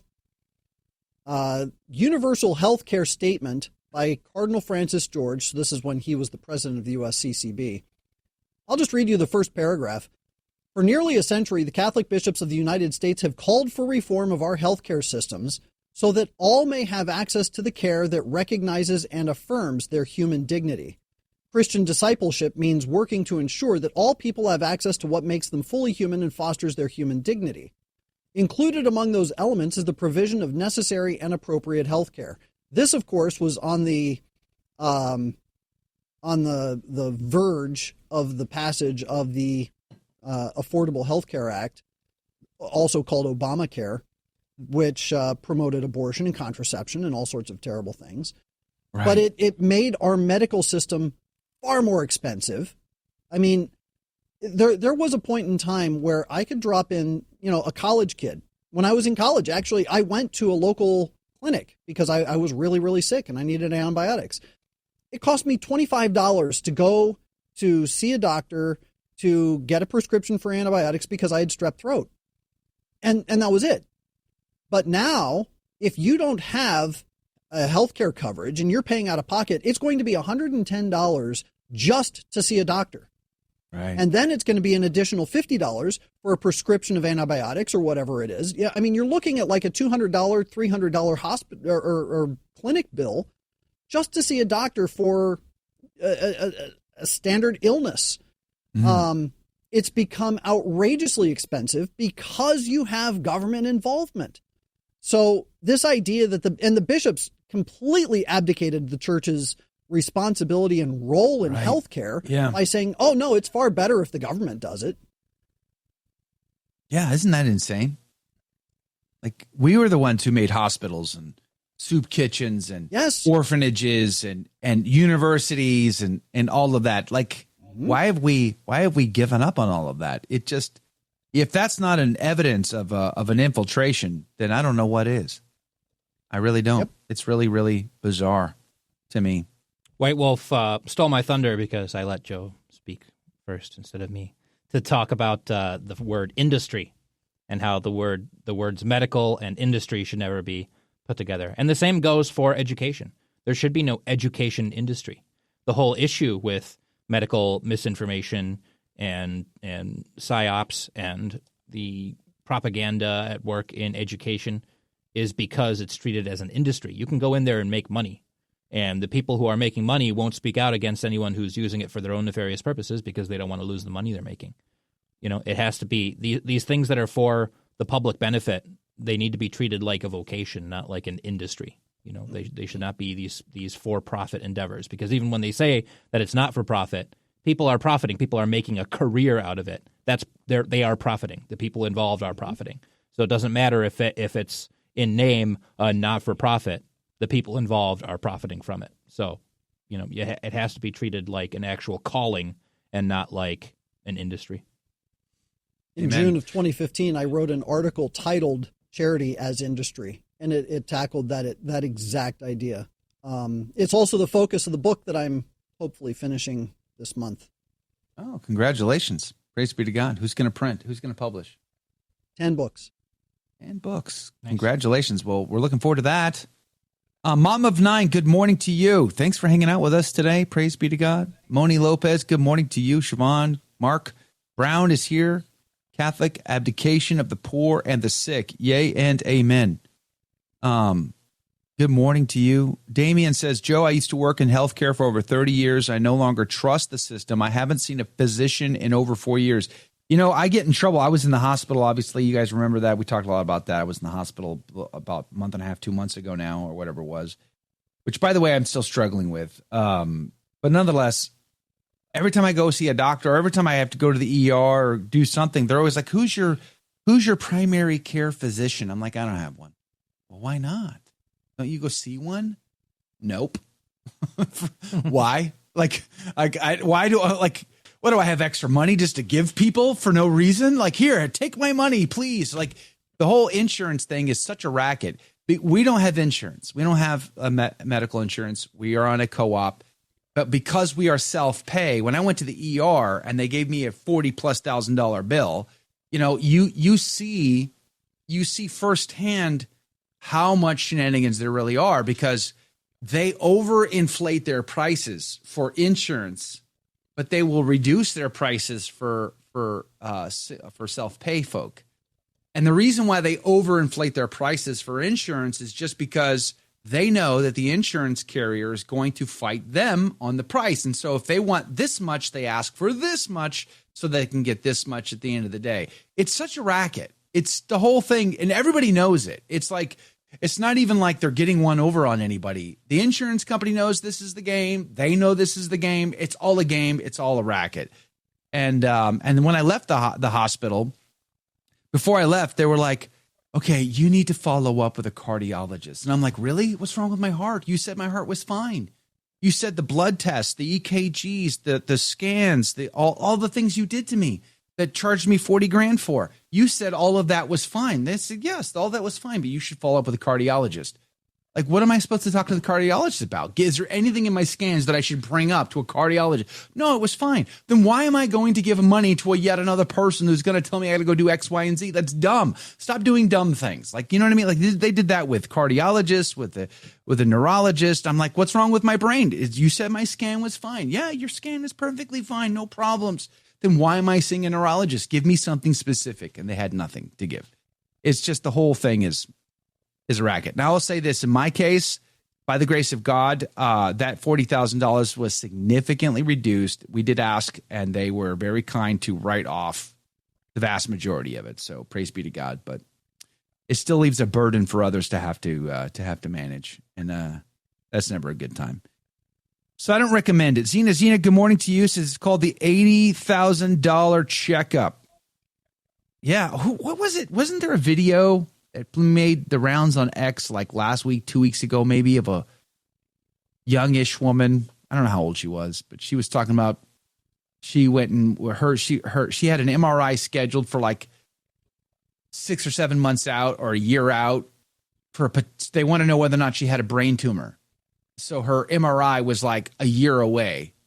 And she's like, you're telling me I may have a brain tumor, but you can't get me in any sooner. This was like in Canada, I think. So socialist healthcare is never a good thing. It's never a good thing. Try to Schwab asks, has anyone seen Hail Caesar? Josh Brolin plays a Hollywood fixer in the 50s. George Clooney plays the Charlton Heston character. It wasn't very popular, but I find it hilarious. Do you guys, either one of you, I have not seen it. No, I never saw it. I have definitely heard that some people recommend it. I've been meaning to watch it at some point, but I've not seen it yet. It's by the Coen brothers, so it's same crew as it's made. Called a black comedy, black comedy mystery. Yeah, same crew as made Oh Brother, Where Art Thou and the True Grit remake and all of that. So No Country for Old Men. Have you seen No Country for Old Men? I have seen it. Did you like it? I never saw that one. I don't know how to say. I wouldn't say that I liked it, but I appreciated it. It looks too dark. Oh, it's very dark and kind of. The thing is, it's definitely got a dark and pessimistic, maybe nihilistic air to it. Right. But there's some. It's a good movie to think about. I appreciated it, even if I wouldn't say like I loved it or anything like that. But I definitely appreciated it. It's definitely well made. It's hard to watch the dark stuff anymore. Yeah, Paul, good morning exactly. to you, our friend from Buffalo. Glad to have you on the team today. Praise be to God. MJ Lyons says, yes, Joe.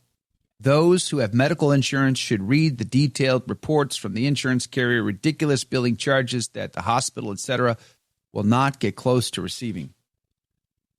It's a racket. The whole thing is a racket. I think she was from Canada, says Diane. Doesn't that? I mean, look, that's insane. That's insane. You should be. Oh, that reminds me too. I had to go to physical therapy when in 2023. I came back from Rome with a shoulder. I had an injury going to Rome. When I came back, it was worse, and I had an impingement in my left shoulder, and I had to go to physical therapy.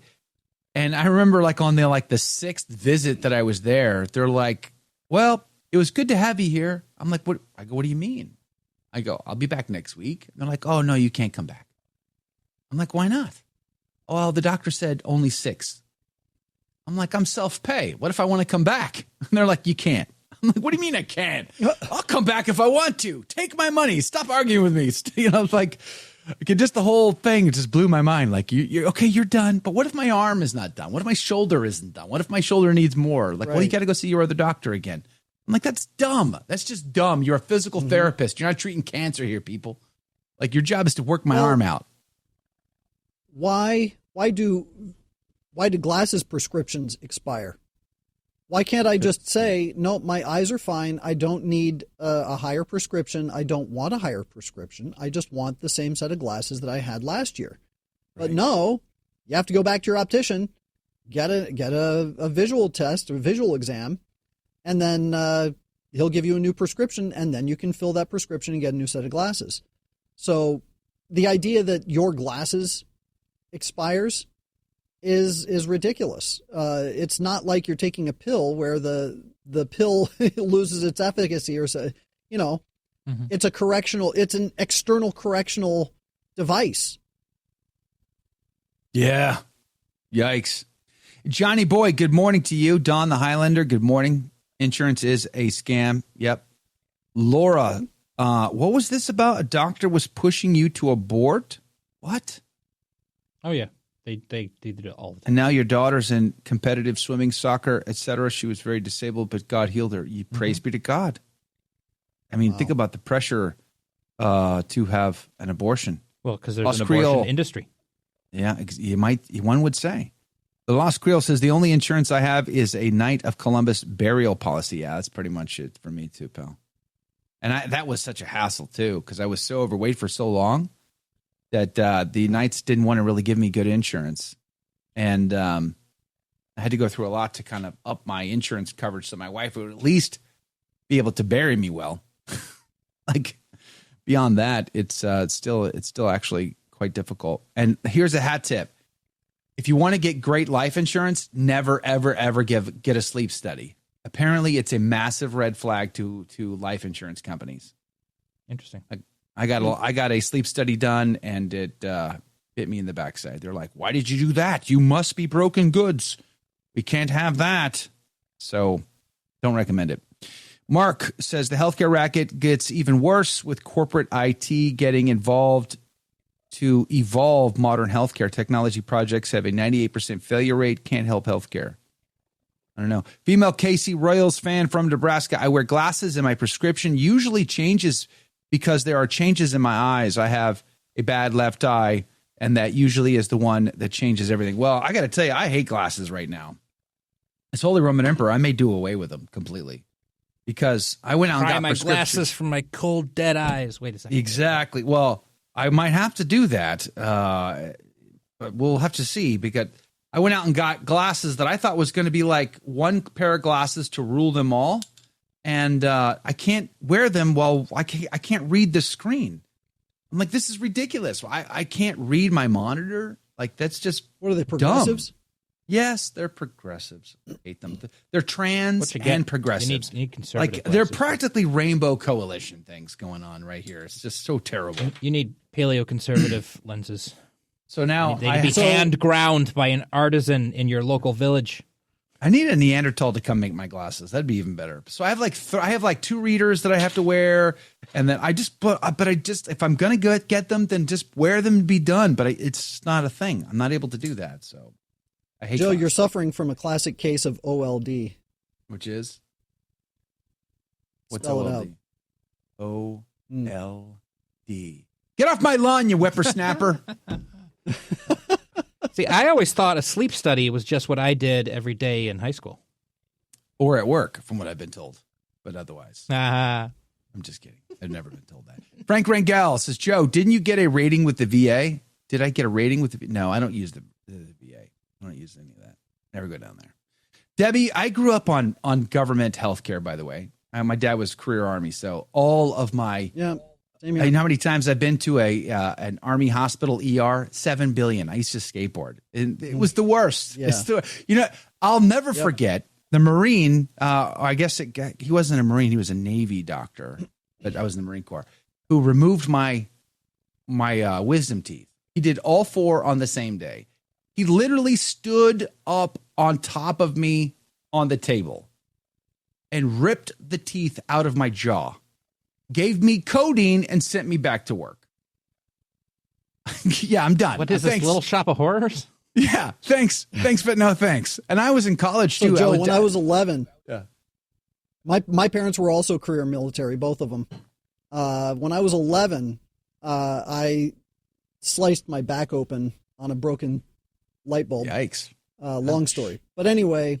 My parents were out on the first date that they'd been on in months, and they come home, and the babysitter's like, yeah, Mike cut his back open. And my mom lifted the bandage, went, okay, I'm taking him in. So wow, took me to to Quantico, and the military doctor there was like, okay, all right. So they gave me a shot of something, Novocaine probably, just to dull the pain, and then left for an hour and came back an hour after they gave me the shot and said, okay, we're ready to stitch you up. And I said, okay, go ahead. And halfway through, the Novocaine wore off because... Of course. They, They waited too long.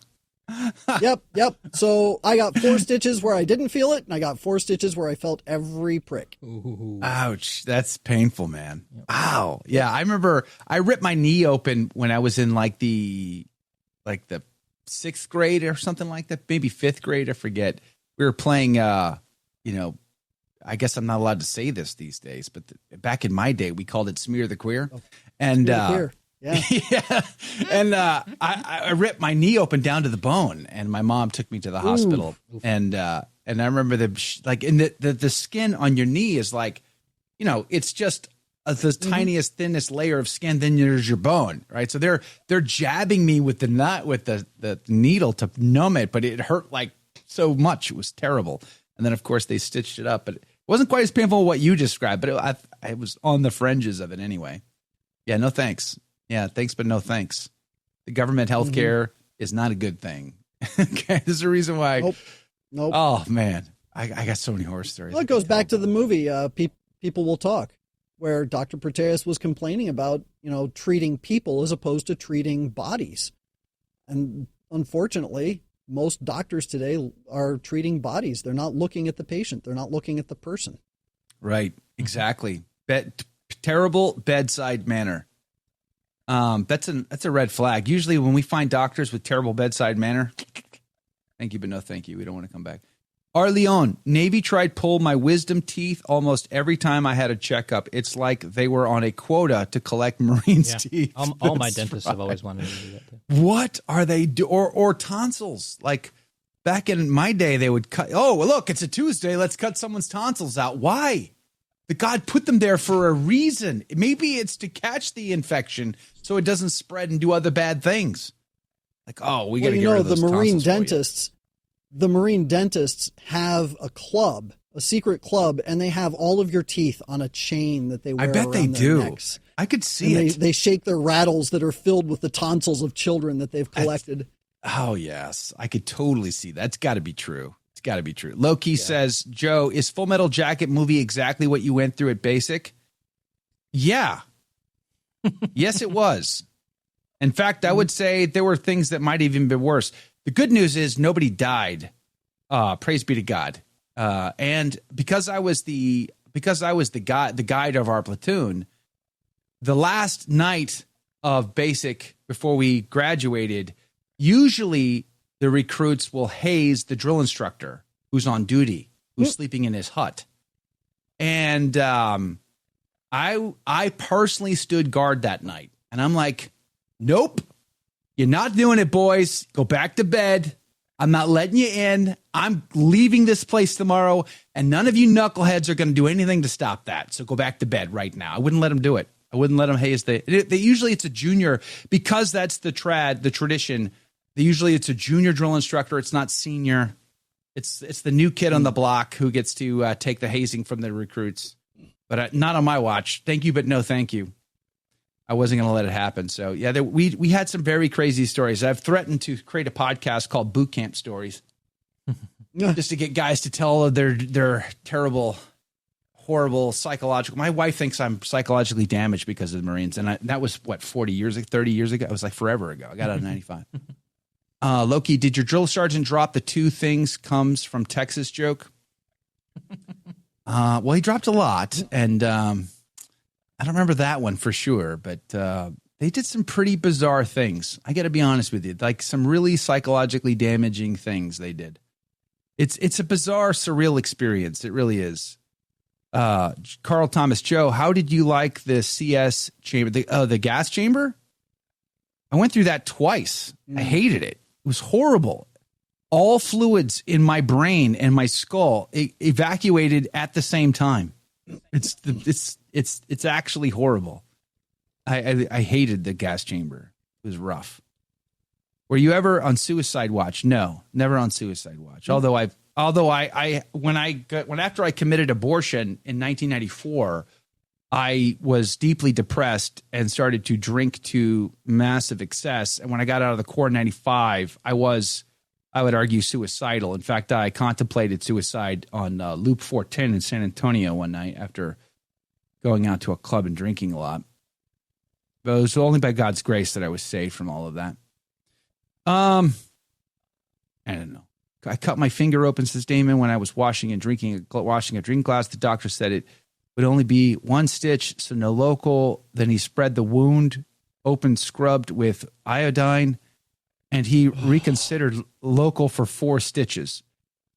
Isn't iodine? I think my mom used to call that monkey's blood. This stuff stings. I think my mom used to call it monkey's blood. We used to have a bottle of it at the house. Yeah. Who remembers hydrogen peroxide? Is it hydrogen peroxide? What's the stuff your mom used to dump on your stuff cuts that would and bubble. wounds? And it would bubble. Yeah. Yes. Do we do that Hydrogen peroxide will do anymore? that. Yep. I haven't seen that in years. Yeah. I We keep use it. Yeah, I have it under my you? sink. I have I that gotta witch get hazel some under just my to sink. try it. I should Just do that to try again. it. You know Just to what? see Let it me cut again. myself on the if- hand just to try it. I need some I will blood tell to you bubble. this. We have a female dog, so obviously she goes into heat from time to time, and she actually got some blood on the couch or on the carpet, and it was a bit. So I got out some hydrogen peroxide and I sprayed it on there, and it bubbled and bubbled and bubbled, and then I took a cloth and I wiped it off. Came right out. Really? Wow. Yep. Powerful stuff. Man. By the way, back in Phoebe the day. Diggs says that what she meant, she said her daughter was on suicide watch, meaning she had to watch the suicidal see. person. Oh, They yeah, put yeah. other Marines in charge of watching the person. Yeah, no, I never had to do that. That sounds rough. I never had to do it, Yeah. thankfully.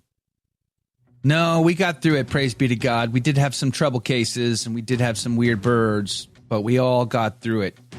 We all got through it, and I was glad to be done with it, I can tell you that. 3 months, 3 solid months, and there's a point where you're like, is this ever going to end? And you just felt like you were going to be stuck there forever. It really did feel that way. Yvonne, hydrogen peroxide, I used it to brush my teeth along with baking soda. Wow, that's some crunchy stuff right there. Mm-hmm.